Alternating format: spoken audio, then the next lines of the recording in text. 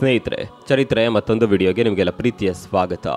ಮೋಸ, ವಂಚನೆ, ದಗಕೋರತನ ಎನ್ನುವುದು ಮನುಷ್ಯನನ್ನ ಮೃಗವನ್ನಾಗಿಸುತ್ತದೆ.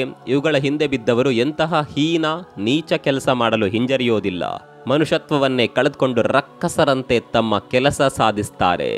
ಉಪ್ಪು ತಿಂದವರು ನೀರು ಕುಡಿಯಲೇಬೇಕು ಎನ್ನುವ ಸತ್ಯ ಗೊತ್ತಿದ್ದರೂ ತಮ್ಮ ಕ್ಷಣಿಕ ಆಸೆ, ಭಯಕ್ಕೆ ತೀರಿಸಿಕೊಳ್ಳಲು ಮಾಡಬಾರದ ಕೆಲಸ ಮಾಡ್ತಾರೆ. ಮನುಷ್ಯತ್ವದ ಮೇಲೆ ನಂಬಿಕೆಯೇ ಹೊರಟು ಹೋಗುವಂತೆ ವರ್ತಿಸ್ತಾರೆ. ಪ್ರೀತಿ, ಪ್ರೇಮದ ಹೆಸರಿನಲ್ಲಿ ಕುರುಡು ನಂಬಿಕೆಯೊಂದಿಗೆ ಆಟವಾಡಿ ಬದುಕನ್ನೇ ಸರ್ವನಾಶ ಮಾಡ್ತಾರೆ. ಇವತ್ತಿನ ಈ ಎಪಿಸೋಡ್ನಲ್ಲಿ ಇಂಥದ್ದೇ ಒಂದು ನೈಜವಾಗಿ ನಡೆದಿರುವ ಘಟನೆಯೊಂದನ್ನ ನಿಮ್ಮ ಮುಂದೆ ಇಡ್ತಾ ಇದ್ದೀವಿ. ಪ್ರೇಮ ವಿವಾಹದ ನೆಪದಲ್ಲಿ ನಡೆದ ಈ ಭಯಾನಕ ಕತೆ ಇಂದಿನ ಸಮಾಜ ಎತ್ತ ಸಾಗುತ್ತಿದೆ ಎನ್ನುವ ಪ್ರಶ್ನೆಯನ್ನ ಹುಟ್ಟುಹಾಕುತ್ತದೆ. ಬನ್ನಿ ಹಾಗಾದರೆ ಈ ಸ್ಟೋರಿಯನ್ನ ಆರಂಭಿಸೋಣ.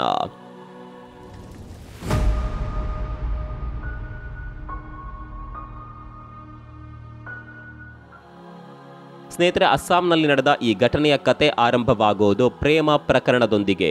ಅಮರ್ ಜ್ಯೋತಿ ಡೇ ಹಾಗೂ ವಂದನಾ ಕಲಿತಾ ಎಂಬ ಯುವಕ ಯುವತಿ ಪರಸ್ಪರ ಪ್ರೀತಿಸುತ್ತಿದ್ದರು. ಇತರ ಎಲ್ಲಾ ಪ್ರೇಮಿಗಳಂತೆ ಪಾರ್ಕು, ಮಾಲು ಎಲ್ಲೆಡೆ ಸುತ್ತಾಡುತ್ತಾ ಜೋಡಿ ಹಕ್ಕಿಯಾಗಿ ಸಂತಸದಿಂದಲೇ ಇದ್ದರು. ದಿನಗಳದಂತೆ ಇಬ್ಬರ ನಡುವೆ ಬಾಂಧವ್ಯ ತುಸು ಜಾಸ್ತಿ ಎನ್ನುವಂತೆ ಬೆಳೆದಿತ್ತು. ಹೀಗಾಗಿ ಮದುವೆ ಮಾಡಿಕೊಳ್ಳುವ ನಿರ್ಧಾರಕ್ಕೆ ಬಂದಿದ್ದರು. ಹಾಗಂತ ಇಬ್ಬರ ನಡುವೆ ಪ್ರೇಮಾಂಕುರವಾಗಿ ತುಂಬ ದಿನವೇನು ಆಗಿರಲಿಲ್ಲ. ಆದರೆ ಇಬ್ಬರು ಮದುವೆಗಾಗಿ ಹಾತೊರೆಯುತ್ತಿದ್ದರು. ಹೀಗಾಗಿ ತಮ್ಮ ಪೋಷಕರನ್ನ ಒಪ್ಪಿಸಿ ಮದುವೆಯಾಗೋದಾಗಿ ತೀರ್ಮಾನಿಸಿದ್ದರು. ಅಮರ್ ಜ್ಯೋತಿ ಡೇಗೆ ತಂದೆ ಇರಲಿಲ್ಲ. ತಾಯಿ ಶಂಕರಿಯೇ ಅವನ ಪಾಲಿಗೆ ಎಲ್ಲವೂ ಆಗಿದ್ದಳು. ಆದರೆ ಶಂಕರಿ ಈ ಮದುವೆ ಬಗ್ಗೆ ಅಷ್ಟು ಸಂತುಷ್ಟರಾಗಿರಲಿಲ್ಲ. ಆದರೆ ಮಗನ ಪ್ರೀತಿಗೆ ಅಡ್ಡಿಪಡಿಸುವ ಇರಾದೆಯೂ ಅವರಿಗಿರಲಿಲ್ಲ. ಹೀಗಾಗಿ ವಿವಾಹಕ್ಕೆ ಒಪ್ಪಿಕೊಂಡಿದ್ದರು. ಸರ್ಕಾರಿ ಕೆಲಸದಿಂದ ನಿವೃತ್ತಿಯಾಗಿದ್ದ ಶಂಕರಿ ಹಾಗೂ ಮಗ ಅಮರ್ ಜ್ಯೋತಿ ಡೇ ಆರ್ಥಿಕವಾಗಿ ಸದೃಢರಾಗಿದ್ದರು. ಗುವಾಹಟಿಯಲ್ಲಿ ಅವರಿಗೆ 4 ದೊಡ್ಡ ಬಿಲ್ಡಿಂಗ್ಗಳಿದ್ದವು. ಒಂದರಲ್ಲಿ ತಾವು ವಾಸವಾಗಿದ್ದರು. ಬಾಕಿ ಕಟ್ಟಡಗಳನ್ನು ಬಾಡಿಗೆಗೆ ನೀಡಿದ್ದರು. ಹೀಗಾಗಿ ತಿಂಗಳಿಗೆ ದೊಡ್ಡ ಪ್ರಮಾಣದಲ್ಲೇ ಬಾಡಿಗೆ ಬರ್ತಾ ಇತ್ತು. ಇನ್ನು ಅಮರ್ ಸಣ್ಣ ಖಾಸಗಿ ಕಂಪನಿಯೊಂದರಲ್ಲಿ ಕೆಲಸ ಮಾಡ್ತಾ ಇದ್ದ. ಹಣಕಾಸಿಗೇನು ಕೊರತೆ ಇರಲಿಲ್ಲ. ಹೀಗಾಗಿ ಎರಡೂ ಮನೆಯವರು ಒಪ್ಪಿಕೊಂಡು ಮದುವೆ ಮಾಡಿಸಿದ್ದರು. ಎಲ್ಲವೂ ಅಂದುಕೊಂಡಂತೆಯೇ ಸಾಗಿತ್ತು. ದಿನಗಳದಂತೆ ವಂದನಾ ತನ್ನ ಅತ್ತೆ ಶಂಕರಿ ಜೊತೆ ಹೊಂದಾಣಿಕೆ ಮಾಡಿಕೊಂಡು ಹೋಗುತ್ತಿದ್ದರು.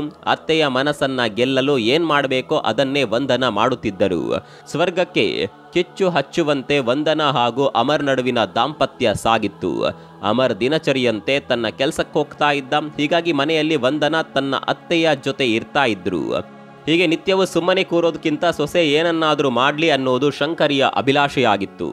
ಸೊಸೆ ಮಾಡುವ ಕೆಲಸಕ್ಕೆ ಹಣ ಬೇಕಾದರೆ ತಾವು ಕೊಡುವುದಾಗಿಯೂ ಹೇಳಿದ್ದರು. ಹೀಗಾಗಿ ವಂದನಾ ಇದರಿಂದ ಮತ್ತಷ್ಟು ಖುಷಿಯಾಗಿ ತಾನೇ ಒಂದು ಖುದ್ದು ಜಿಮ್ ತೆರೆಯೋದಾಗಿ ಹೇಳಿದ್ಲು. ಅಸಲಿಗೆ ವಂದನಾ ಮದುವೆಗೂ ಮುನ್ನ ಖಾಸಗಿ ಶಾಲೆಯೊಂದರಲ್ಲಿ ದೈಹಿಕ ಶಿಕ್ಷಕಿಯಾಗಿದ್ದರು. ಹೀಗಾಗಿ ಜಿಮ್ ತರಬೇತುದಾರಳಾಗಿ ಜಿಮ್ ನಡೆಸೋದಾಗಿ ಹೇಳಿದ್ದಳು. ಅಂದುಕೊಂಡಂತೆ ಅತ್ತೆ ನೀಡಿದ ಹಣದಿಂದ ಜಿಮ್ ಓಪನ್ ಮಾಡಲಾಯಿತು. ಎಲ್ಲವೂ ಸಹಜವಾಗಿಯೇ ಸಾಗಿತ್ತು. ಆದರೆ ಸಮಯ ಕಳೆದಂತೆ ಒಂದಷ್ಟು ಬದಲಾವಣೆಗಳು ಕಾಡಲು ಶುರುವಾದವು. ಅತ್ತೆ ಶಂಕರಿ ಹಣ ನೀಡಲು ನಿರಾಕರಿಸತೊಡಗಿದ್ರು. ಹೀಗಾಗಿ ಶಂಕರಿ ತಾನು ತನ್ನ ಇನ್ನೊಂದು ಮನೆಯಲ್ಲಿ ಇರೋದಾಗಿ ಹೇಳಿ ಹೊರಟು ಹೋದರು. ಗುವಾಹಟಿಯ ತೆನಾಲಿ ಬಡಾವಣೆಯಲ್ಲಿದ್ದ ಈ ಮನೆ ವಂದನೆ ಇರುತ್ತಿದ್ದ ಮನೆಯಿಂದ 5 ಕಿಲೋಮೀಟರ್ ದೂರದಲ್ಲಿತ್ತು. ಇತ್ತ ವಂದನಾ ಶುರು ಮಾಡಿದ್ದ ಜಿಮ್ ಚೆನ್ನಾಗಿಯೇ ನಡೆದಿತ್ತು. ಅವಳು ಆ ಜಿಮ್ನಲ್ಲಿಯೇ ತರಬೇತುದಾರಳಾಗಿ ಕೆಲಸ ಮಾಡುತ್ತಾ ಸಮಯ ಕಳೆಯುತ್ತಿದ್ದಳು. ಆದರೆ ಅದೊಂದು ದಿನ ವಂದನಾ ಇದ್ದಕ್ಕಿದ್ದಂತೆ ಸಮೀಪದ ಪೊಲೀಸ್ ಠಾಣೆಗೆ ತೆರಳಿ ದೂರು ನೀಡಿದ್ಲು. ತನ್ನ ಪತಿ ಹಾಗೂ ಅತ್ತೆ ಕಾಣೆಯಾಗಿದ್ದಾರೆ ಅಂತ ವಂದನಾ ದೂರು ನೀಡಿದ್ದಳು. ಕಳೆದ ಕೆಲವು ದಿನಗಳಿಂದ ಇಬ್ಬರು ಕಾಣುತ್ತಿಲ್ಲ. ಎಷ್ಟೇ ಸರ್ಚ್ ಮಾಡಿದ್ರೂ ಅವರು ಪತ್ತೆಯಾಗುತ್ತಿಲ್ಲ ಅಂತ ವಂದನಾ ದೂರಿನಲ್ಲಿ ದಾಖಲಿಸಿದ್ದಳು. ಈ ದೂರಿನಂತೆ ಪೊಲೀಸರು ಹುಡುಕಾಟ ಶುರು ಮಾಡ್ತಾರೆ. ಆದರೆ ಯಾವುದೇ ಬೆಳವಣಿಗೆಗಳು ಘಟಿಸಲಿಲ್ಲ. ಏನೇ ತನಿಖೆ ನಡೆಸಿದ್ರೂ ನಾಪತ್ತೆಯಾದವರ ಬಗ್ಗೆ ಚೂರೇ ಚೂರು ಸುಳಿವು ಸಿಗಲಿಲ್ಲ. ಹೀಗಾಗಿ ವಂದನಾ ಪದೇ ಪದೇ ಪೊಲೀಸ್ ಠಾಣೆಗೆ ಎಡತಾಗುವುದು ನಡೆದೇ ಇತ್ತು. ವಂದನಾ ಮಿಸ್ಸಿಂಗ್ ಕಂಪ್ಲೇಂಟ್ ದಾಖಲಿಸಿದ್ದು 27 ಅಕ್ಟೋಬರ್ 2022ರಂದು. ತಾನೇ ಖುದ್ದಾಗಿ ಠಾಣೆಗೆ ಹೋಗಿ ದೂರು ನೀಡಿದ್ದಳು. ಈ ದೂರು ನೀಡಿ ತಿಂಗಳಾದರೂ ಯಾವುದೇ ಪ್ರಗತಿಯಾಗಲಿಲ್ಲ. ಹೀಗಾಗಿ ಪ್ರಕರಣವನ್ನ CIDಗೆ ನೀಡುವಂತೆ ಒತ್ತಾಯಿಸುವ ಬಗ್ಗೆ ವಂದನಾ ಯೋಚಿಸುತ್ತಿರುತ್ತಾಳೆ. ಇದೆಲ್ಲ ನಡೆಯುವಷ್ಟರಲ್ಲಿ 2 ತಿಂಗಳು ಕಳೆದು ಹೋಗಿರುತ್ತೆ. ಈ ವೇಳೆ ಪ್ರಕರಣ ಅಚ್ಚರಿಯ ರೀತಿಯಲ್ಲಿ ತಿರುವು ಪಡೆದುಕೊಳ್ಳುತ್ತದೆ. ಸ್ನೇಹಿತರೆ, ಈ ಪ್ರಕರಣ ದಾಖಲಾದ 2 ತಿಂಗಳುಗಳ ಬಳಿಕ ಅದೇ ಪೊಲೀಸ್ ಠಾಣೆಯಲ್ಲಿ ಈ ಕೇಸ್ ಕುರಿತು ಮತ್ತೊಂದು ದೂರು ದಾಖಲಾಗುತ್ತೆ. ಕಾಣೆಯಾಗಿದ್ದ ವಂದನಾ ಅತ್ತೆ ಶಂಕರಿಯ ಸೋದರ ಸಂಬಂಧಿ ಸೋದರಳಿಯ ನಿರ್ಮಯ ಡೇ ಎಂಬುವವರು ವಂದನಾ ವಿರುದ್ಧವೇ ದೂರು ದಾಖಲಿಸುತ್ತಾರೆ. ತನ್ನ ಸೋದರತ್ತೆ ಶಂಕರಿ ಹಾಗೂ ಅಮರಜ್ಯೋತಿ ಡೇಯನ್ನ ವಂದನಾ ಅಪಹರಿಸಿ ರಹಸ್ಯ ಸ್ಥಳದಲ್ಲಿ ಬಚ್ಚಿಟ್ಟಿದ್ದಾಳೆ ಅಂತ ದೂರು ದಾಖಲಾಗುತ್ತೆ. ಇದಕ್ಕೆ ಸಾಕ್ಷಿ ಅನ್ನುವ ಹಾಗೆ ಶಂಕರಿಯ ATM ಕಾರ್ಡ್ನಿಂದ ನಿರಂತರವಾಗಿ ಹಣ ವಿತ್ಡ್ರಾ ಆಗುತ್ತಿರುವುದನ್ನ ನಿರ್ಮಯ ಡೇ ಪೊಲೀಸರ ಗಮನಕ್ಕೆ ತರ್ತಾರೆ. ಇದನ್ನ ಕೇಳಿ ಪೊಲೀಸರು ಒಂದು ಕ್ಷಣ ಬೆಚ್ಚಿ ಬೀಳ್ತಾರೆ. ಅಸಲಿಗೆ ತನ್ನ ಗಂಡ ಹಾಗೂ ಅತ್ತೆ ಕಾಣೆಯಾಗಿದ್ದಾರೆ ಅಂತ ನಿತ್ಯವೂ ಠಾಣೆಗೆ ಬಂದು ಹೋಗುತ್ತಿರುವ ವಂದನಾ ಹೀಗೆ ಮಾಡಲು ಸಾಧ್ಯವೇ ಅಂತ ಗೊಂದಲಕ್ಕೊಳಗಾಗ್ತಾರೆ. ಅಲ್ಲದೆ ಒಂದು ವೇಳೆ ಅವಳೇ ಕಿಡ್ನಾಪ್ ಮಾಡಿಸಿದ್ರೆ ಅವಳೇಕೆ ದೂರು ಕೊಡುತ್ತಿದ್ದಳು ಎನ್ನುವ ಆಂಗಲ್ನಲ್ಲಿಯೂ ಪೊಲೀಸರು ಯೋಚಿಸುತ್ತಾರೆ. ಇತ್ತ ನಿರ್ಮಯ ಡೇ ವಂದನಾ ವಿರುದ್ಧ ದೂರು ದಾಖಲಿಸುತ್ತಿದ್ದಂತೆ ಅತ್ತ ವಂದನಾ ಕೂಡ ನಿರ್ಮಯ ಡೇ ವಿರುದ್ಧ ದೂರು ನೀಡುತ್ತಾಳೆ. ನಿರ್ಮಯಾನೇ ತನ್ನ ಅತ್ತೆ ಹಾಗೂ ಗಂಡನನ್ನ ಅಪಹರಿಸಿದ್ದಾನೆ, ಅವನೇ ಅವರ ATMನಿಂದ ಹಣ ತೆಗೆಯುತ್ತಿದ್ದಾನೆ ಅಂತ ಕಂಪ್ಲೇಂಟ್ ನಲ್ಲಿ ದಾಖಲಿಸುತ್ತಾಳೆ. ಈ ದೂರಿನಿಂದ ತನಿಖಾಧಿಕಾರಿಗಳು ಮತ್ತಷ್ಟು ಗೊಂದಲಕ್ಕೆ ಬೀಳುತ್ತಾರೆ. ಹೀಗೆ ತದ್ವಿರುದ್ಧ ರೀತಿಯಲ್ಲಿ ದೂರುಗಳು ಬಂದಿರೋದ್ರಿಂದ ಅಸಲಿ ಆರೋಪಿ ಯಾರು ಎನ್ನುವ ಬಗ್ಗೆ ಕಾಕಿ ಪಡೆ ತಲೆಬಿಸಿ ಮಾಡಿಕೊಳ್ಳುತ್ತೆ. ಅಂತಿಮವಾಗಿ ಪೊಲೀಸರು ಸುತ್ತಮುತ್ತಲಿನ ATMಗಳ CCTV ಫುಟೇಜ್ ಅನ್ನ ಜಾಲಾಡಲು ಮುಂದಾಗ್ತಾರೆ. ಹಲವಾರು ATMಗಳ ದೃಶ್ಯ ಜಾಲಾಡಿದ ಬಳಿಕ ಒಂದು ದೃಶ್ಯದಲ್ಲಿ ಮಹಿಳೆಯೊಬ್ಬರು ATMನಿಂದ ಹಣ ಪಡೆಯುತ್ತಿರುವ ವಿಡಿಯೋ ಸುಳಿವು ಸಿಗುತ್ತೆ. ಅಷ್ಟಕ್ಕೂ ಹಾಗೆ ವಿತ್ಡ್ರಾ ಮಾಡುತ್ತಿರುವ ಮಹಿಳೆ ಬೇರ್ಯಾರೂ ಆಗಿರೋದಿಲ್ಲ, ಖುದ್ದು ವಂದನಾ ಆಗಿರುತ್ತಾರೆ. ಈ ದೃಶ್ಯದಲ್ಲಿ ವಂದನಾ ತನ್ನ ಅತ್ತೆಯ ATM ಕಾರ್ಡ್ನಿಂದ ಹಣ ವಿತ್ಡ್ರಾ ಮಾಡುತ್ತಿರುವುದು ಕಂಡುಬರುತ್ತದೆ. ಹೀಗಾಗಿ ಪೊಲೀಸರು ತಡ ಮಾಡದೆ ವಂದನಾರನ್ನ ಸುಪರ್ದಿಗೆ ಪಡೆದು ವಿಚಾರಣೆಗೆ ಒಳಪಡಿಸುತ್ತಾರೆ. ಆದರೆ ವಿಚಾರಣೆ ಸಮಯದಲ್ಲಿ ವಂದನಾ ಇದನ್ನ ಅಲ್ಲಗಳೆಯುತ್ತಾರೆ. ನಿಜವಾದ ಆರೋಪಿಯನ್ನ ಪತ್ತೆ ಹಚ್ಚಲೆಂದೇ ತಾನು ಹೀಗೆ ಮಾಡ್ತಿರೋದಾಗಿ ಹೇಳುತ್ತಾಳೆ. ಅಲ್ಲದೆ ನಿರ್ಮಯ ಡೇ ವಿರುದ್ಧ ಪೊಲೀಸರು ಯಾವುದೇ ಕ್ರಮ ಕೈಗೊಳ್ಳದಿರುವುದರ ಬಗ್ಗೆಯೂ ಅಸಮಾಧಾನ ಹೊರಹಾಕ್ತಾಳೆ. ಈ ಬಾರಿಯ ಪೊಲೀಸರು ಮತ್ತೊಮ್ಮೆ ಗೊಂದಲಕ್ಕೆ ಬೀಳುತ್ತಾರೆ. ಅಸಲಿಗೆ ಕಾಣೆಯಾದವರನ್ನ ಹುಡುಕುವ ಬದಲಿಗೆ ಆರೋಪಿಗಳ ಪತ್ತೆಗಾಗಿಯೇ ಪೊಲೀಸರು ಹೆಚ್ಚು ತಲೆ ಕೆಡಿಸಿಕೊಳ್ಳುವಂತಾಗುತ್ತದೆ. ಇನ್ನು ವಿಚಾರಣೆ ಬಳಿಕ ವಂದನಾರನ್ನ ವಾಪಸ್ ಕಳಿಸಲಾಗುತ್ತೆ. ಈ ಘಟನೆಯಿಂದಾಗಿ ಪೊಲೀಸರು ಒಂದು ರೀತಿಯಲ್ಲಿ ಸಂದಿಗ್ಧ ಪರಿಸ್ಥಿತಿಗೆ ಸಿಲುಕ್ತಾರೆ. ತನಿಖೆಯಲ್ಲಿ ಚಿತ್ರ ವಿಚಿತ್ರ ಪ್ರಸಂಗಗಳು ನಡೆಯುತ್ತಿರುವುದು ಪೊಲೀಸರನ್ನ ಕಂಗೆಡಿಸುತ್ತದೆ. ಇದರ ನಡುವೆ ವಂದನಾ ಏನೇ ಹೇಳಿದ್ರೂ ಪೊಲೀಸರು ಅವಳ ಮೇಲೆ ಒಂದು ಕಣ್ಣಿಟ್ಟಿರ್ತಾರೆ. ಅವಳ ಕೆಲ ಹೇಳಿಕೆಗಳು ಪೊಲೀಸರಿಗೆ ಸಂಶಯ ಮೂಡಿಸಿರುತ್ತದೆ. ಹೀಗಾಗಿ ಪೊಲೀಸರು ವಂದನಾ ನೆರೆಹೊರೆಯವರ ಬಳಿ ಮಾಹಿತಿ ಕಲೆ ಹಾಕಲು ಮುಂದಾಗ್ತಾರೆ. ವಂದನಾ ವರ್ತನೆ ಹೇಗೆ, ಮನೆಯಲ್ಲಿ ಯಾರ್ಯಾರು ಇರ್ತಾರೆ, ಹೀಗೆ ಅನೇಕ ಪ್ರಶ್ನೆಗಳಿಗೆ ನೆರೆಹೊರೆಯವರಿಂದ ಮಾಹಿತಿ ಪಡೆಯಲಾಗುತ್ತೆ. ಅಚ್ಚರಿ ಅಂದ್ರೆ ಮನೆಯ ಪಕ್ಕದವರಿಗೆ ವಂದನಾ ಗಂಡ ಅಮರ್ ಅವಳ ಜೊತೆ ಇಲ್ಲದಿರುವ ಬಗ್ಗೆ ಮಾಹಿತಿಯೇ ಇರೋದಿಲ್ಲ. ಆದರೆ ಮನೆಯಲ್ಲಿ ಪುರುಷರ ಆಗಮನ ನಿರ್ಗಮನ ಇರುತ್ತಿತ್ತು ಅಂತ ನೆರೆಹೊರೆಯವರು ತಿಳಿಸ್ತಾರೆ. ಅಚ್ಚರಿಯ ವಿಷಯ ಅಂದ್ರೆ ವಂದನಾ ಕೆಲ ತಿಂಗಳ ಹಿಂದೆ ಮನೆಯ ಮಹಡಿಯ ಮೇಲೆ ಅದೇನನ್ನ ಸುಟ್ಟು ಹಾಕುತ್ತಿದ್ದರು ಅಂತ ನೆರೆಹೊರೆಯವರು ತಿಳಿಸ್ತಾರೆ. ಈ ಪದ ಕಿವಿಗೆ ಬೀಳುತ್ತಲೇ ಪೊಲೀಸರು ಮತ್ತಷ್ಟು ಅಲರ್ಟ್ ಆಗ್ತಾರೆ. ಸ್ಥಳಕ್ಕೆ ಹೋಗಿ ನೋಡಿದ್ರೆ ಅಲ್ಲಿ ಏನೂ ಇರುವುದಿಲ್ಲ. ಆದರೆ ಪೊಲೀಸರಿಗೆ ವಂದನಾ ಮೇಲೆ ಮತ್ತಷ್ಟು ಅನುಮಾನಗಳು ಶುರುವಾಗುತ್ತೆ. ಅಸಲಿಗೆ ಕಸವಿದ್ದರೆ ಅದನ್ನ ಕಸದ ಡಬ್ಬಿಗೆ ಹಾಕಬಹುದಿತ್ತು, ಆದರೆ ಅದನ್ನ ಮಹಡಿ ಮೇಲೆ ಸುಡುವ ದರ್ದು ಏನಿತ್ತು ಎನ್ನುವ ಪ್ರಶ್ನೆ ಪೊಲೀಸರನ್ನ ಕಾಡೋದಕ್ಕೆ ಶುರು ಮಾಡುತ್ತೆ. ವಂದನಾ ವಿಚಾರದಲ್ಲಿ ಒಂದಷ್ಟು ಗುಮಾನಿ ವಿಷಯಗಳಿವೆ ಅಂತ ನಿರ್ಧರಿಸಿ ಅವಳನ್ನ ಮತ್ತೆ ವಿಚಾರಣೆಗೆ ಒಳಪಡಿಸ್ತಾರೆ. ಯಾವಾಗ ವಂದನಾರನ್ನ ಪೊಲೀಸರು ತೀವ್ರ ವಿಚಾರಣೆಗೆ ಒಳಪಡಿಸ್ತಾರೋ ಆಗ ಇಡೀ ಗುವಾಹಟಿಯೇ ಬೆಚ್ಚಿ ಬೀಳುವ ಸಂಗತಿ ಹೊರಬೀಳುತ್ತದೆ. ವಾಸ್ತವವಾಗಿ ಅಮರಜ್ಯೋತಿ ಡೇ ಸಿರಿವಂತ ಆಸಾಮಿ ಅನ್ನೋದು ವಂದನಾಗೆ ಮೊದಲೇ ತಿಳಿದಿರುತ್ತೆ. ಶಂಕರ್ ಹೆಸರಿನಲ್ಲಿರುವ ಅಪಾರ್ಟ್ಮೆಂಟ್, ಬ್ಯಾಂಕ್ ಬ್ಯಾಲೆನ್ಸ್, ಹೀಗೆ ಅಮರ್ನ ಸಕಲ ಸಂಪತ್ತಿನ ವಿಚಾರವು ವಂದನಾಗೆ ತಿಳಿದಿರುತ್ತೆ. ಇದನ್ನ ತಿಳಿದುಕೊಂಡೇ ವಂದನಾ ಅಮರ್ನ ಜೊತೆ ಸಲುಗೆ ಬೆಳೆಸಿಕೊಂಡಿರ್ತಾಳೆ. ಆದರೆ ಈ ವಿಷಯ ಅಮರ್ ಜ್ಯೋತಿ ಡೇಗೆ ತಿಳಿದಿರೋದಿಲ್ಲ. ಮೊದಲಿನಿಂದಲೂ ವಂದನಾ ದುಡ್ಡಿನ ವಿಚಾರದಲ್ಲಿ ಕೊಂಚ ಲಾಲಸೆ ಹೊಂದಿರ್ತಾಳೆ. ಸದಾ ದುಡ್ಡು ಉಳಿಸುವ ಪ್ರಯತ್ನ ಮಾಡಿಕೊಂಡಿರ್ತಾಳೆ. ಇನ್ನು ಮದುವೆ ಆದ್ಮೇಲೆ ವಂದನಾ ತನ್ನ ಗಂಡ ಅಮರ್ನಿಂದ ಲೈಂಗಿಕವಾಗಿ ತೃಪ್ತಿ ಹೊಂದಿರೋದಿಲ್ಲ. ಹೀಗಾಗಿ ಅವಳು ಸದಾ ಪರಪುರುಷರ ಮಧ್ಯದಲ್ಲಿ ಇರಲು ಇಚ್ಛೆ ಪಡುತ್ತಿದ್ದಳು. ಮದುವೆಗೂ ಮುನ್ನವೂ ಅವಳದ್ದು ಇದೇ ಸ್ವಭಾವವಾಗಿತ್ತು. ಅಸಲಿಗೆ ಅವಳು ಜಿಮ್ ಓಪನ್ ಮಾಡೋದರ ಹಿಂದಿನ ಉದ್ದೇಶವೂ ಕೂಡ ಇದೇ ಆಗಿತ್ತು. ಅವಳು ಸದಾ ಹೊಸ ಹೊಸ ಪುರುಷರ ಜೊತೆ ಇರಲು ಬಯಸ್ತಾ ಇದ್ಲು. ಯಾವಾಗ ಜಿಮ್ ಕಾರ್ಯಾಚರಣೆ ಶುರುವಾಯಿತೋ ಅಂದಿನಿಂದಲೇ ಅವಳ ಪರಪುರುಷರ ವ್ಯಾಮೋಹ ಮತ್ತಷ್ಟು ಜಾಸ್ತಿ ಆಯಿತು.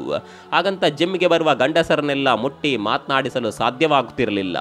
ಹೀಗಾಗಿ ವಂದನಾ ತನ್ನ ಉದ್ದೇಶ ಅರ್ಥ ಮಾಡಿಕೊಳ್ಳುವ ಪುರುಷರಿಗಾಗಿ ಕಾಯುತ್ತಿದ್ದಳು. ಜಿಮ್ ಆರಂಭದಲ್ಲಿ ಅಂತಹ ಯಾವುದೇ ಘಟನೆ ನಡೆಯಲಿಲ್ಲ. ಆದರೆ ಕೆಲ ದಿನಗಳ ಬಳಿಕ ಜಿಮ್ಗೆ ದಂತಿ ಡೇಕಾ ಹಾಗೂ ಅನೂಪ್ ಡೇಕಾ ಎಂಬ ಇಬ್ಬರು ಯುವಕರು ಪ್ರವೇಶ ಪಡೆದಿದ್ದರು. ಇದರಲ್ಲಿ ಅನೂಪ್ಗೆ 27 ವರ್ಷ ವಯಸ್ಸಾಗಿದ್ದರೆ ದಂತಿ ಡೇಕಾ 32 ವರ್ಷ ವಯಸ್ಸಿನವನಾಗಿದ್ದ. ಇನ್ನು ವಂದನಾಗೆ 31 ವರ್ಷ ವಯಸ್ಸಾಗಿತ್ತು. ಹೀಗಾಗಿ ಹೆಚ್ಚು ಕಡಿಮೆ ಮೂವರು ಒಂದೇ ವಯಸ್ಸಿನವರಾಗಿದ್ದರು. ದಂತಿ ಡೇಕಾ ತನ್ನದೇ ಕ್ಯಾಬ್ ಚಲಾಯಿಸುತ್ತಿದ್ದರೆ ಅನೂಪ್ ತರಕಾರಿ ವ್ಯಾಪಾರ ಮಾಡ್ತಾ ಇದ್ದ. ಇವರಿಬ್ಬರು ಮೊದಲಿನಿಂದಲೂ ಗೆಳೆಯರಾಗಿದ್ದರು. ದಿನಗಳದಂತೆ ಈ ಯುವಕರಿಬ್ಬರು ವಂದನಾ ಜೊತೆ ಸಲುಗೆಯಿಂದ ಇರಲು ಪ್ರಾರಂಭಿಸಿದ್ರು. ಇವರಿಬ್ಬರ ಮಾತಿನ ವರಸೆ, ಅವರ ನೋಟ ಗಮನಿಸಿದ್ದ ವಂದನಾ ಬಹುಶಃ ತನ್ನ ಫ್ಯಾಂಟಸಿಯನ್ನ ಪೂರ್ಣ ಮಾಡುವವರು ಇವರೇ ಅಂತ ಭಾವಿಸಿದ್ದಳು. ಅವಳು ಕೂಡ ಅವರೊಂದಿಗೆ ಅಷ್ಟೇ ಸಲುಗೆಯಿಂದ ಇರಲು ಪ್ರಾರಂಭಿಸಿದ್ಲು. ಅದೊಂದು ದಿನ ಮನೆಯಲ್ಲಿ ಗಂಡ ಇಲ್ಲದ ಸಮಯ ನೋಡಿಕೊಂಡು ಅವರಿಬ್ಬರನ್ನ ತನ್ನ ಅಪಾರ್ಟ್ಮೆಂಟ್ಗೆ ಕರೆದಳು. ಮೊದಲೇ ಪ್ಲಾನ್ ಮಾಡಿದಂತೆ ಉದ್ರೇಕಗೊಳಿಸುವ ಬಟ್ಟೆಯೊಂದಿಗೆ ರೆಡಿ ಆದ್ಲು. ಯುವಕರಿಬ್ಬರು ಮನೆಗೆ ಬರುತ್ತಿದ್ದಂತೆ ಅದು ಇದು ಮಾತನಾಡಿ ಕೊನೆಗೆ ತನ್ನ ಉದ್ದೇಶ ಈಡೇರಿಸಿಕೊಂಡ್ಲು. ಅವರಿಬ್ಬರೊಂದಿಗೆ ಲೈಂಗಿಕವಾಗಿ ಮಿಂದೆದ್ದಿದ್ದಳು. ಇದು ಹೀಗೆ ಹಲವಾರು ಬಾರಿ ಪುನರಾವರ್ತಿತವಾಗಿ ನಡೆಯಿತು. ಇವರೆಲ್ಲ ಹೀಗೆ ಒಟ್ಟಿಗೆ ಸೇರೋದು ತೀರಾ ಸಾಮಾನ್ಯ ಸಂಗತಿಯಾಯಿತು. ತನಗೆ ಯಾವಾಗ ಬೇಕೋ ಆಗ ವಂದನಾ ಅವರಿಬ್ಬರನ್ನ ಕರೆದು ತನ್ನ ಕಾಮತೃಷಿಯನ್ನ ತೀರಿಸಿಕೊಳ್ಳುತ್ತಿದ್ಲು.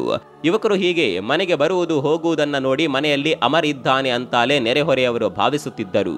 ಹೀಗೆ ವಂದನಾ ಒಂದು ರೀತಿಯಲ್ಲಿ ಮುಕ್ತ ಲೈಂಗಿಕತೆಗೆ ತೆರೆದುಕೊಂಡಿದ್ದಳು. ಜಿಮ್ಮಿಗೆ ಬರುವ ಪ್ರತಿ ಪುರುಷನನ್ನ ತನ್ನ ಬುಟ್ಟಿಗೆ ಬೀಳಿಸಿಕೊಳ್ಳಲು ಪ್ರಯತ್ನಿಸ್ತಾ ಇದ್ಲು. ಒಂದು ವೇಳೆ ಪುರುಷನೊಬ್ಬ ಇವಳ ಉದ್ದೇಶ ಅರ್ಥ ಮಾಡಿಕೊಂಡಿದ್ದಾನೆ ಅಂತ ತಿಳಿದುಕೊಂಡ ಕೂಡಲೇ ವಂದನಾ ಅವರನ್ನ ತನ್ನ ಮನೆಗೆ ಕರೆಯುತ್ತಿದ್ದಳು. ಹೀಗೆ ವಂದನಾ ತನ್ನ ಗಂಡನಿಗೆ ತಿಳಿಯದಂತೆ ಹಲವಾರು ಪುರುಷರ ಜೊತೆ ಸ್ವಚ್ಛಂದ ಕಾಮಕೇಳಿಯಲ್ಲಿ ತೇಲಾಡುತ್ತಿದ್ದಳು. ದಿನಗಳು ಉರುಳುತ್ತಿದ್ದಂತೆ ಇದೆಲ್ಲ ಅವಳಿಗೆ ಸಾಮಾನ್ಯ ಸಂಗತಿಯೇ ಆಗಿಬಿಟ್ಟಿತ್ತು. ಇತ್ತ ಗಂಡನಿಗೆ ಇದ್ಯಾವುದರ ಬಗ್ಗೆಯೂ ಮಾಹಿತಿಯೇ ಇರಲಿಲ್ಲ. ಇನ್ನು ದಂತಿ ಡೇಕಾ ಹಾಗೂ ಅನೂಪ್ ಜೊತೆಗಿನ ಸಂಬಂಧವಂತೂ ಅವಳಿಗೆ ನಿರಂತರ ಎನ್ನುವಂತಾಗಿತ್ತು. ಕೆಲವು ವರದಿಗಳ ಪ್ರಕಾರ ದಂತಿ ಡೇಕಾ ಜೊತೆ ಅವಳು ರಿಲೇಶನ್ಶಿಪ್ನಲ್ಲಿ ಇದ್ದಳು ಎನ್ನಲಾಗುತ್ತೆ. ಅದೊಂದು ದಿನ ಹಗಲ್ನಲ್ಲಿ ಹೀಗೆ ಮೂವರು ಒಟ್ಟಿಗೆ ಸೇರಿದ್ದರು. ಮಾತು ಹರಟೆ ನಡೆಸಿ ಕೊನೆಗೆ ತಮ್ಮ ಮಾಮೂಲಿ ಕಾಮಕೇಳಿಯ ಪ್ರಸಂಗದಲ್ಲಿ ತೊಡಗಿದ್ದರು. ಅದೇ ವೇಳೆ ಪತಿ ಅಮರ್ ಜ್ಯೋತಿ ಡೇ ಮನೆಗೆ ಬರ್ತಾನೆ. ಮನೆಯ ಮುಂದೆ ಕ್ಯಾಬ್ ನಿಂತಿರುತ್ತದೆ. ಅಸಲಿಗೆ ವಂದನಾ ಬುಲೆಟ್ ರೈಡ್ ಮಾಡುತ್ತಾಳೆ. ಹೀಗಾಗಿ ಅವಳು ಕ್ಯಾಬ್ ಬಳಸೋದಿಲ್ಲ ಅನ್ನುವುದು ತಿಳಿದಿರುತ್ತದೆ. ಅಲ್ಲದೆ ತಾನು ಬರುವ ಮುಂಚೆ ಅವಳಿಗೆ ಕರೆ ಮಾಡಿ ವಿಚಾರಿಸಿಕೊಂಡಿರ್ತಾನೆ. ಆದರೆ ಅವಳು ತಾನು ಮನೆಯಲ್ಲೇ ಇದ್ದುದಾಗಿ ಹೇಳಿರುತ್ತಾಳೆ. ಇದನ್ನೆಲ್ಲ ಗಮನಿಸಿ ಅಮರ್ಗೆ ಅನುಮಾನ ಬರುತ್ತದೆ. ಮನೆಯ ಬಾಗಿಲು ನೋಡಿದರೆ ಒಳಗಿನಿಂದ ಲಾಕ್ ಆಗಿರುತ್ತದೆ. ಅಮರ್ಗೆ ಮತ್ತಷ್ಟು ಅನುಮಾನ ಬಂದು ಹಿಂದಿನ ಕಿಟಕಿಯಿಂದ ನೋಡಲು ತೆರಳುತ್ತಾನೆ. ಹಾಗೆ ಒಳಗೆ ಇಣುಕಿ ನೋಡುತ್ತಾನೆ. ಆಗ ಅವನಿಗೆ ನಿಂತ ನೆಲವೇ ಕುಸಿದು ಹೋಗುವ ರೀತಿಯ ದೃಶ್ಯ ಕಾಣುತ್ತದೆ. ಪತ್ನಿ ವಂದನಾ ಆ ಇಬ್ಬರು ಯುವಕರ ಜೊತೆ ರತಿಕ್ರೀಡೆಯಲ್ಲಿ ತೊಡಗಿರ್ತಾಳೆ. ಇದನ್ನ ನೋಡಿದ ಅಮರ್ ಜೋರಾಗಿ ಬಾಗಿಲು ಬಡಿಯುತ್ತಾ ಕೂಗುತ್ತಾನೆ. ಇದರಿಂದ ಬೆಚ್ಚಿಬಿದ್ದ ಆ ಯುವಕರು ಹಿಂಬಾಗಿಲಿನಿಂದ ಪರಾರಿ ಆಗ್ತಾರೆ. ಇತ್ತ ವಂದನಾ ಪತಿಯ ಕೈಗೆ ರೆಡ್ ಹ್ಯಾಂಡ್ ಆಗಿ ಸಿಕ್ಕಿಬಿದ್ದಿದ್ದನ್ನ ಅರಗಿಸಿಕೊಳ್ಳಲಾಗದೆ ಪರಿಪರಿಯಾಗಿ ಗಂಡನ ಬಳಿ ಕ್ಷಮೆಯಾಚಿಸ್ತಾಳೆ. ಆದರೆ ಅಮರ್ ಅವಳ ಕ್ಷಮೆಗೆ ಕರಗೋದಿಲ್ಲ. ತನಗೆ ಯಾವುದೇ ಪ್ರಸಂಗದಲ್ಲಿ ಅವಳಿಂದ ವಿಚ್ಛೇದನ ಸಿಗಬೇಕು ಅನ್ನೋದಷ್ಟೇ ಆತನ ನಿಲುವಾಗಿರುತ್ತದೆ. ಅಂತಿಮವಾಗಿ ವಂದನಾಗೆ ಕೂಡ ಅಮರ್ನಿಂದ ವಿಚ್ಛೇದನ ಪಡೆದುಕೊಂಡ್ರೆ ತನಗೆ ಏನೂ ಸಿಗಲಾರದು ಎನ್ನುವ ಸತ್ಯ ತಿಳಿಯುತ್ತದೆ. ಕಾರಣ ಇಡೀ ಆಸ್ತಿಯೆಲ್ಲ ಆತನ ತಾಯಿ ಶಂಕರಿಯ ಹೆಸರಿನಲ್ಲಿರುತ್ತದೆ. ಹೀಗಾಗಿ ವಂದನಾ ತಾನು ಸುಮ್ಮನೆ ಕುಳಿತರೆ ಕೆಲಸ ಕೆಟ್ಟಿತು ಅಂತ ನಿರ್ಧರಿಸಿ ಅಮರ್ ಹಾಗೂ ಶಂಕರಿಯನ್ನ ಕೊಲೆ ಮಾಡುವ ನಿರ್ಧಾರಕ್ಕೆ ಬರ್ತಾಳೆ. ಮರುದಿನ ಅಮರ್ ಕೆಲ್ಸಕ್ಕೆ ಹೋಗುತ್ತಿದ್ದಂತೆಯೇ ಆತನ ತಾಯಿ ಶಂಕರಿ ಇದ್ದ ಮನೆಗೆ ವಂದನಾ ತನ್ನ ಇಬ್ಬರು ಗೆಳೆಯರಾದ ದಂತಿ ಡೇಕಾ ಹಾಗೂ ಅನೂಪ್ ಜೊತೆ ಆಗಮಿಸ್ತಾಳೆ.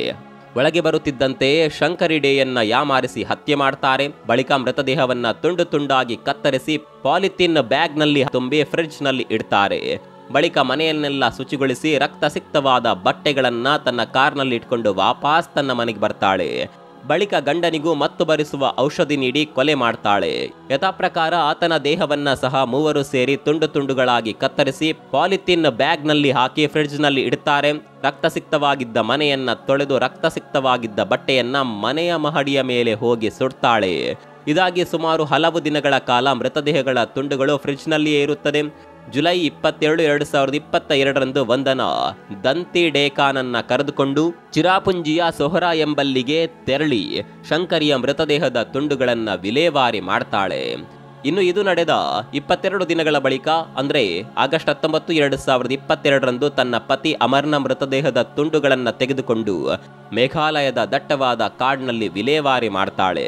ಹೀಗೆ ಇಬ್ಬರ ಮೃತದೇಹಗಳನ್ನ ಯಾರಿಗೂ ಗೊತ್ತಾಗದಂತೆ ವಿಲೇವಾರಿ ಮಾಡಲಾಗುತ್ತೆ. ತೀರಾ ಅಮಾನುಷ ನಡೆ ಅಂದ್ರೆ ಹೀಗೆ ವಿಲೇವಾರಿ ಮಾಡಿ ಬಂದ ರಾತ್ರಿಯೇ ವಂದನಾ ಆ ಯುವಕರೊಂದಿಗೆ ಮತ್ತೆ ಕಾಮಕೇಳಿಯಲ್ಲಿ ತೊಡಗ್ತಾಳೆ. ಈ ಎಲ್ಲ ಘಟನೆಗಳ ಬಳಿಕ ಏನು ಆಗಿಯೇ ಇಲ್ಲ ಎಂಬಂತೆ ವಂದನಾ ಇರ್ತಾಳೆ. ಸಾಲದ್ದಕ್ಕೆ ತಾನೇ ಖುದ್ದು ದೂರು ನೀಡಿ ತನಿಖೆಗೆ ದಂಬಾಲು ಬೀಳ್ತಾಳೆ. ಸ್ನೇಹಿತರೆ, ಆರೋಪಿ ಅದೆಷ್ಟೇ ಜಾಣನಾಗಿರ್ಲಿ, ಅದೆಷ್ಟೇ ತಲೆ ಉಪಯೋಗಿಸಿ ಯೋಜನೆ ರೂಪಿಸಲಿ, ಆದರೆ ಒಂದಾದರೂ ಸುಳಿವನ್ನ ಬಿಟ್ಟೇ ಇರ್ತಾನೆ. ಜೊತೆಗೆ ಪೊಲೀಸರು ಒಮ್ಮೆ ಕೇಸನ್ನ ಕೈಗೆತ್ತಿಕೊಂಡ್ರೆ ಸಾಕು, ಅವರು ಆರೋಪಿಗಳಿಗೆ ಹೆಡೆಮುರಿ ಕಟ್ಟೆ ಕಟ್ಟುತ್ತಾರೆ. ಅಂತೆಯೇ ವಂದನ ವಿಚಾರದಲ್ಲೂ ಅದೇ ನಡೆಯಿತು. ಹಲವು ಆಯಾಮಗಳಲ್ಲಿ ತನಿಖೆ ನಡೆಸಿದ್ದ ಪೊಲೀಸರು ಅಂತಿಮವಾಗಿ 3 ಆರೋಪಿಗಳಿಗೆ ಕೋಳ ತೊಡಸಿದ್ದರು. ಕೇವಲ ಹಣ, ಕಾಮತೃಷಿಗಾಗಿ ತನ್ನ ಗಂಡ ಹಾಗೂ ಅತ್ತೆಯನ್ನೇ ಕೊಲೆ ಮಾಡಿದ್ದ ವಂದನಾ ಇಂದಿನ ಸಮಾಜದ ಮತ್ತೊಂದು ಮುಖವನ್ನ ತೋರಿಸಿದ್ದಾಳೆ. ಸಮಾಜದಲ್ಲಿ ಕ್ರೂರತೆ ಅದೆಷ್ಟೋ ವಿಜೃಂಭಿಸುತ್ತಿದೆ, ಮನುಷ್ಯತ್ವ ಹೇಗೆ ಮರೆಯಾಗುತ್ತಿದೆ ಅನ್ನೋದನ್ನ ಈ ಪ್ರಕರಣ ಹೊರಹಾಕುತ್ತಿದೆ. ಈ ಪ್ರಕರಣದ ಬಗ್ಗೆ ನಿಮ್ಗೆ ಏನನ್ಸುತ್ತೆ ಕಾಮೆಂಟ್ ಮಾಡಿ.